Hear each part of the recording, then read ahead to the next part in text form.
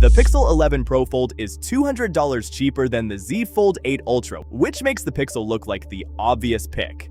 But it's not that simple. Pick wrong and you're stuck with it for years. So why would I still pay more for Samsung? Let me show you. Design's subjective, but these two make very different trade-offs. Google closed the gap on thickness and weight, but the Pixel is still chunkier and heavier. One-handed use is basically a tie. The Pixel's camera bump gives your fingers something to grip, while Samsung's slimmer body and narrower cover screen make it just as easy to handle. Durability, that's where Pixel flips it. It's fully IP68 water and dust resistant. Samsung is still stuck at IP48.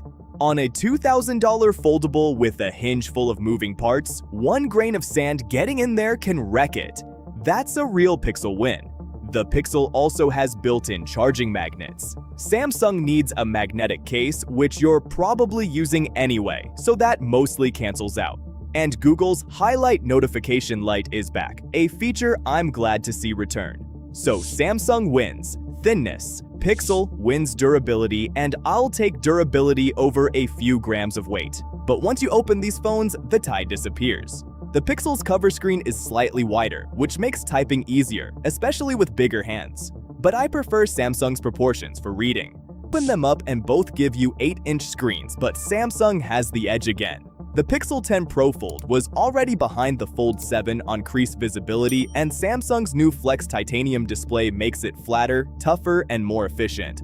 On the crease, Pixel has no answer. Pixel does win on the brightness. But here's the interesting part. Samsung still wins outdoors.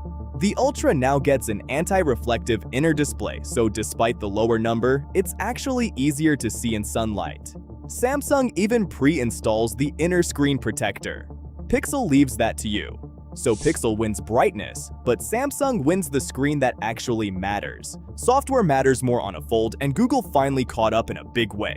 Android 17 adds pop-up windows, and the Pixel can now float up to 5 apps at once. But Samsung still goes further. The Ultra can run 3 apps side by side. Pixel still caps at 2. Sound Assistant on Z Fold 8 Ultra can even send one app to your earbuds and another through the speakers. And while both have desktop modes, Dex is still the more complete one. AI is much closer. Both get Gemini, Gemini Live, Circle to search, plus their own exclusives. So if you're buying a Fold to actually multitask, Samsung wins. If you just want clean software with occasional big screen multitasking, the Pixel is more than enough. But all that multitasking means nothing if the hardware can't keep up. Pixel adds a new MediaTek modem that should help with Pixel's network and 5G heating issues, but Samsung still has the performance edge. Samsung's Snapdragon 8 Elite Gen 5 for Galaxy is on 3 nanometers, but it's still well ahead in raw speed, stability, and sustained performance. To be fair, Tensor doesn't need to win benchmarks. Google controls the chip, Android, and the software, so for normal use, you'll probably never notice the gap. But if you push it with gaming, editing, or heavy AI, Samsung has more headroom.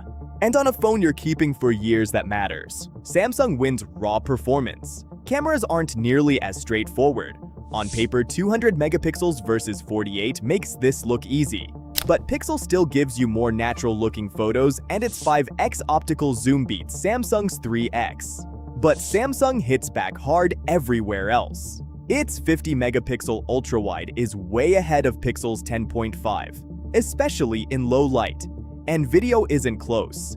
Pixel tops out at 4K, while the Ultra shoots 8K from both the main and ultra-wide, plus APV video recording for proper color grading. So for simple point-and-shoot photos, Pixel could deliver. But with the Z Fold 8 Ultra, you get a more complete camera system. But the biggest reversal this year is battery. Last year, the Pixel had the bigger battery and won easily. This year, Samsung has the bigger silicon carbon battery, faster charging, and it already had the efficiency advantage.